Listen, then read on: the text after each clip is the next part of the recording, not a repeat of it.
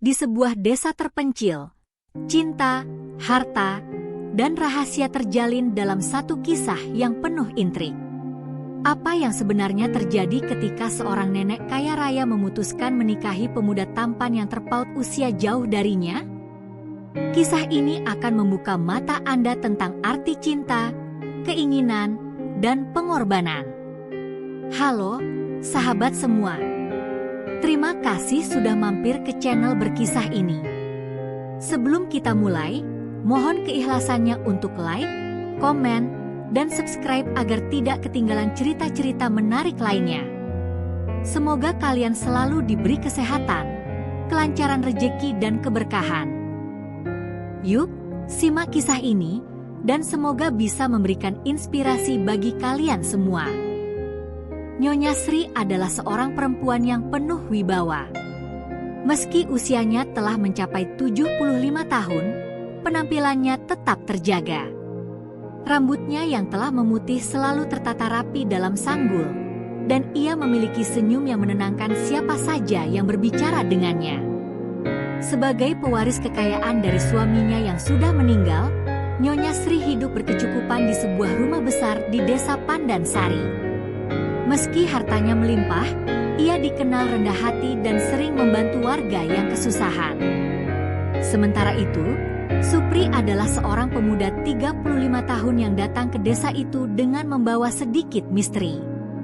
Ia berwajah tampan dengan tubuh atletis yang sering mencuri perhatian para gadis desa. Supri mengaku sebagai perantau dari kota besar yang mencari ketenangan. Meski ia terlihat sederhana, ada sesuatu dalam tatapan matanya yang penuh ambisi, seolah ia menyimpan rencana besar di balik sikap ramahnya.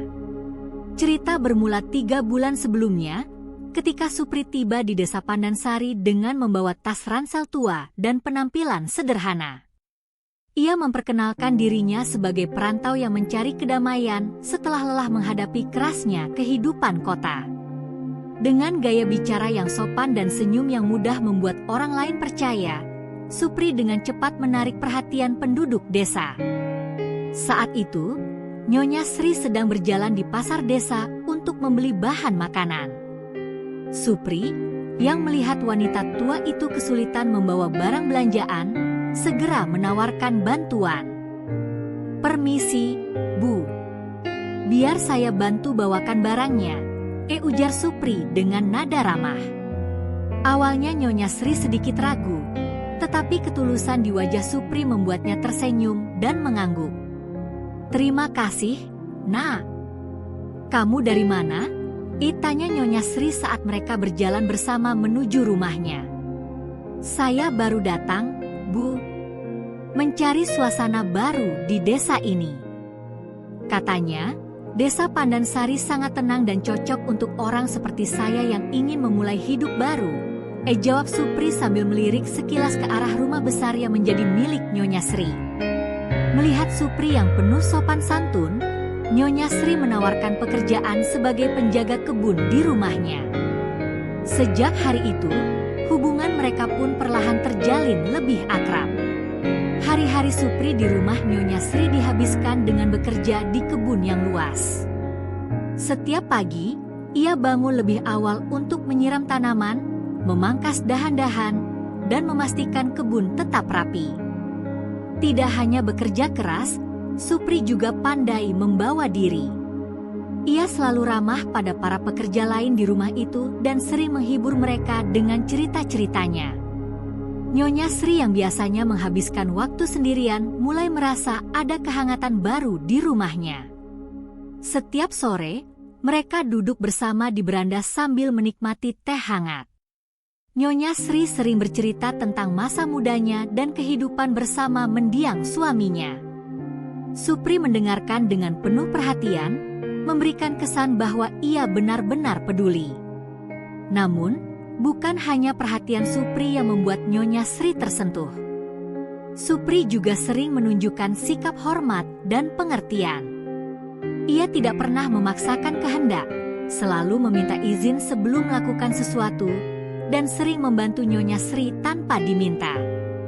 Ketulusan sikap inilah yang perlahan membuka hati Nyonya Sri. Desa Pandansari adalah desa yang tenang dan damai. Kehidupan penduduknya sederhana, penuh gotong royong, dan hampir tidak ada yang luput dari perhatian tetangga. Namun, pagi itu, suasana desa mendadak gempar. Nyonya Sri mengumumkan pernikahannya dengan Supri, pemuda 35 tahun yang baru 3 bulan pindah ke desa itu. Apa-apaan ini? Seru Bu Marni, penjual sayur di pasar. Bisik-bisik mulai terdengar di sudut-sudut warung kopi, dan cerita tentang hubungan Nyonya Sri dan Supri menyebar seperti api yang membakar ilalang kering.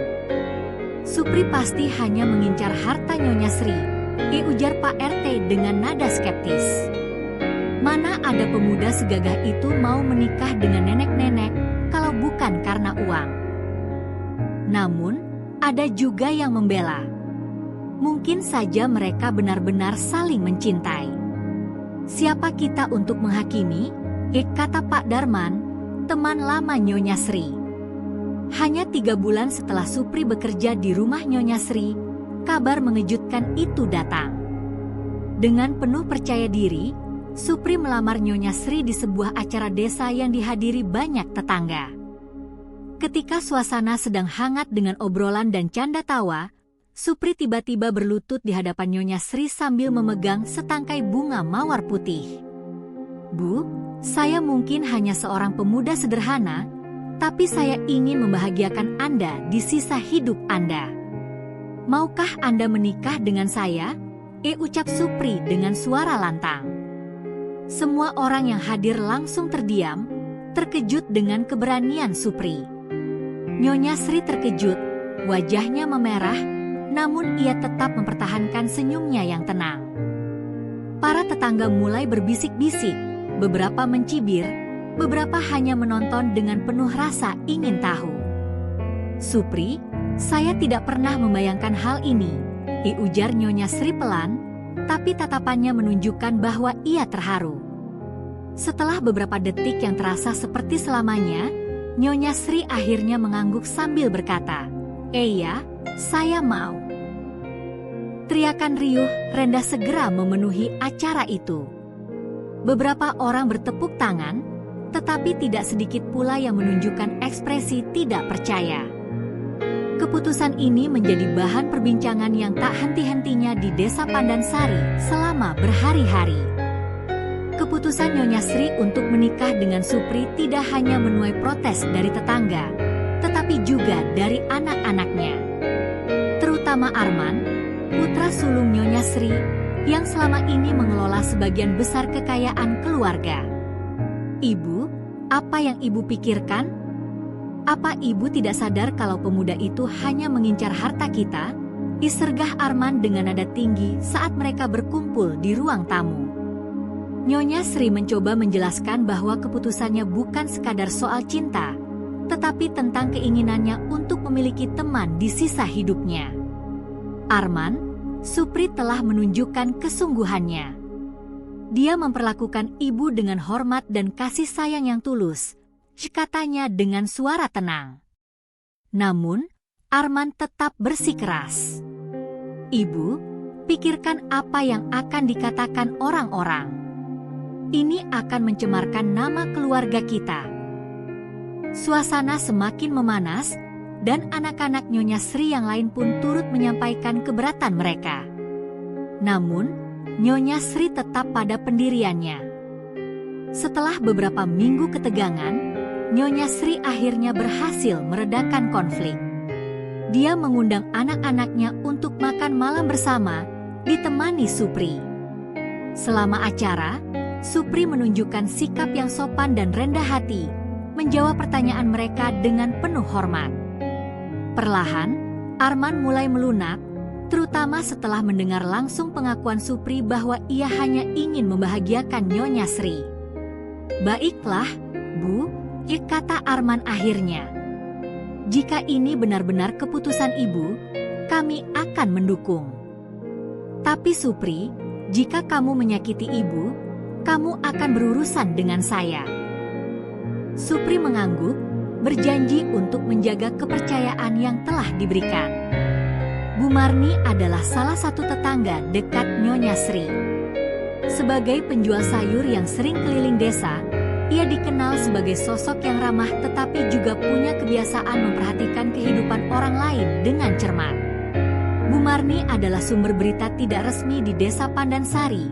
Apa yang ia lihat atau dengar seringkali menyebar ke seluruh desa dengan cepat. Meskipun terkadang ia dianggap terlalu suka mencampuri urusan orang lain, niat Bu Marni sebenarnya baik. Ia memiliki perhatian khusus terhadap Nyonya Sri karena mereka sudah bersahabat sejak muda. Ketika Nyonya Sri memutuskan untuk menikahi Supri, Bu Marni adalah salah satu orang yang paling skeptis. "Saya tidak ingin melihat kamu terluka, Sri," katanya suatu hari saat mereka berbincang di pasar. Pemuda itu terlalu sempurna untuk menjadi kenyataan.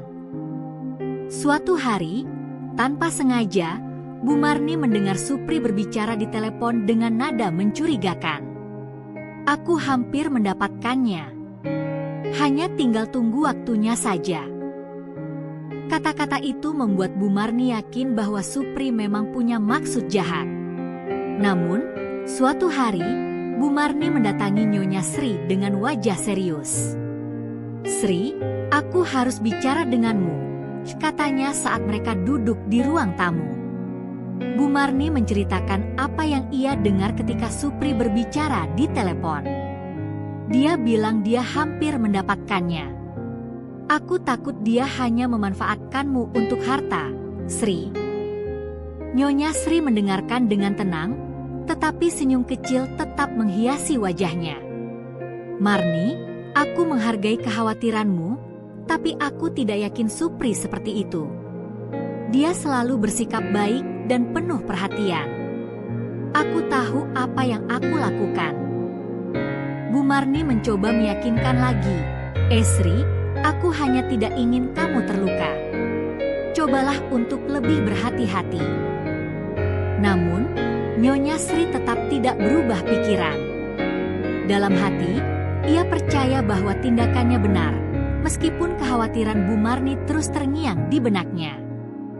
Pernikahan Nyonya Sri dan Supri menjadi acara terbesar yang pernah diselenggarakan di Desa Pandansari. Rumah besar Nyonya Sri dihias dengan bunga-bunga segar yang dikirim langsung dari kota. Para tamu dari berbagai pelosok desa hadir dengan penuh rasa ingin tahu. Meja-meja dipenuhi hidangan tradisional yang melimpah, sementara musik gamelan mengalun lembut di latar belakang. Nyonya Sri mengenakan kebaya berwarna emas yang memancarkan keanggunan, meskipun usianya sudah senja. Supri, dengan setelan jas sederhana namun rapi, berdiri di sampingnya dengan senyuman yang tampak percaya diri. Para tamu, meskipun banyak yang masih meragukan kejujuran Supri, tidak bisa mengingkari bahwa pasangan itu tampak serasi di hari bahagia mereka. Namun, di antara kebahagiaan itu, ada bisik-bisik yang tak henti-hentinya. Beberapa tamu membicarakan perbedaan usia yang sangat mencolok, sementara yang lain mencoba mencari tahu niat sebenarnya dari pernikahan ini. Bu Marni yang hadir di acara itu hanya diam, memperhatikan dari jauh dengan pandangan penuh kekhawatiran. Saat Supri dan Nyonya Sri mengucapkan janji pernikahan, suasana mendadak hening. Semua mata tertuju pada mereka. Ketika Supri menyatakan janjinya untuk menjaga dan membahagiakan Nyonya Sri, ada sedikit keharuan yang terasa, bahkan bagi mereka yang meragukan niatnya. Pernikahan itu ditutup dengan tepuk tangan meriah, meskipun sebagian tamu masih menyimpan pertanyaan di hati mereka. Setelah pernikahan yang meriah, kehidupan Supri dan Nyonya Sri di rumah besar mulai berjalan normal. Namun, suasana hangat itu tidak berlangsung lama. Beberapa minggu setelah pernikahan, muncul isu dari seorang pekerja rumah tangga tentang adanya dokumen keuangan yang mulai hilang dari ruang kerja Nyonya Sri. Hal ini segera memicu kekhawatiran baru bagi Nyonya Sri dan anak-anaknya. Supri yang mengetahui hal itu segera mencoba meyakinkan Nyonya Sri. "Bu, saya tidak tahu apa-apa soal dokumen itu, tapi saya akan bantu mencarinya," ucap Supri dengan penuh kesungguhan. Meski begitu, kecurigaan mulai muncul di hati Arman dan anak-anak lainnya. Mereka mempertanyakan apakah Supri benar-benar tidak terlibat. Sementara itu, Bu Marni yang masih menyimpan kekhawatirannya mencoba mengamati situasi dari jauh. Dia mendengar bisik-bisik para pekerja rumah tangga yang mulai mengaitkan Supri dengan kejadian tersebut. Konflik mulai muncul di tengah-tengah keluarga Nyonya Sri, dan kepercayaan yang sempat terbangun kembali mulai diuji. Apakah Supri benar-benar tulus, ataukah ada rahasia lain yang belum terungkap? Beberapa bulan setelah pernikahan, Supri yang sebelumnya menunjukkan sikap penuh perhatian mulai berubah. Diam-diam, ia sering terlihat menghabiskan waktu di ruang kerja Nyonya Sri. Para pekerja rumah tangga melaporkan bahwa Supri tampak sibuk memeriksa dokumen-dokumen dan mengamati lemari penyimpanan yang terkunci rapat. Nyonya Sri, yang mencintai Supri dengan tulus, awalnya tidak menyadari perubahan ini. Namun, suatu malam, ia memergoki Supri sedang mencoba membuka lemari penyimpanannya menggunakan kunci duplikat. "Supri, apa yang kamu lakukan?" tanya Nyonya Sri dengan nada penuh kekecewaan. Supri terkejut, tetapi dengan cepat mencoba mencari alasan. "Bu, saya hanya ingin memastikan semua dokumen aman. Saya khawatir ada yang salah," katanya dengan suara penuh rekayasa. Namun, tatapan Supri yang gelisah membuat Nyonya Sri mulai curiga bahwa ada sesuatu yang tidak beres. Keesokan harinya, Nyonya Sri memutuskan untuk meminta bantuan Arman, putranya, untuk menyelidiki lebih lanjut. Arman menyusun rencana untuk memeriksa aktivitas Supri secara diam-diam. Dalam beberapa hari, Arman menemukan bukti bahwa Supri telah mencoba memindahkan sejumlah uang dari rekening Nyonya Sri ke rekening atas nama orang lain. Ketika bukti ini ditunjukkan kepada Nyonya Sri, wanita tua itu merasa hatinya hancur. "Supri, bagaimana kamu bisa melakukan ini padaku?" tanya Nyonya Sri sambil menangis. Namun, Supri yang merasa terpojok malah menunjukkan wajah aslinya. "Apa yang kamu harapkan dari hubungan ini? Aku tidak pernah mencintaimu. Aku hanya ingin hartamu," serunya tanpa rasa bersalah. Mendengar pengakuan Supri, Nyonya Sri merasa dunianya runtuh. Dengan hati yang terluka, ia meminta Supri untuk segera pergi dari rumahnya. Supri, tanpa sedikit pun menunjukkan penyesalan, meninggalkan rumah besar itu. Namun, kepergiannya meninggalkan luka mendalam bagi Nyonya Sri. Setelah kepergian Supri, Nyonya Sri jatuh sakit. Rasa kecewa dan pengkhianatan yang ia alami membuat kesehatannya memburuk dengan cepat. Arman dan anak-anak lainnya merawatnya dengan penuh kasih sayang, tetapi tidak ada yang mampu menghapus rasa sakit di hatinya. "Mengapa aku begitu bodoh mempercayainya?" gumam Nyonya Sri di tengah isak tangisnya. Anak-anaknya mencoba menghiburnya, tetapi rasa bersalah karena terlalu percaya pada Supri terus menghantuinya. Beberapa bulan kemudian, Nyonya Sri mengembuskan napas terakhirnya. Namun sebelumnya, ia meminta maaf kepada anak-anaknya atas keputusan yang telah melukai mereka. "Aku hanya ingin merasa dicintai di sisa hidupku," katanya dengan suara lemah. Anak-anaknya hanya bisa menangis dan memeluk tubuhnya yang lemah. Kepergian Nyonya Sri menyisakan kesedihan yang mendalam bagi keluarga dan orang-orang yang mencintainya. Namun, kisah hidupnya menjadi pelajaran bagi banyak orang di desa Pandansari. Cinta sejati tidak dapat dipaksakan, dan kepercayaan harus diberikan kepada orang yang benar-benar tulus. Kisah ini mengajarkan kita untuk berhati-hati dalam memberikan kepercayaan, terutama kepada orang yang belum sepenuhnya kita kenal.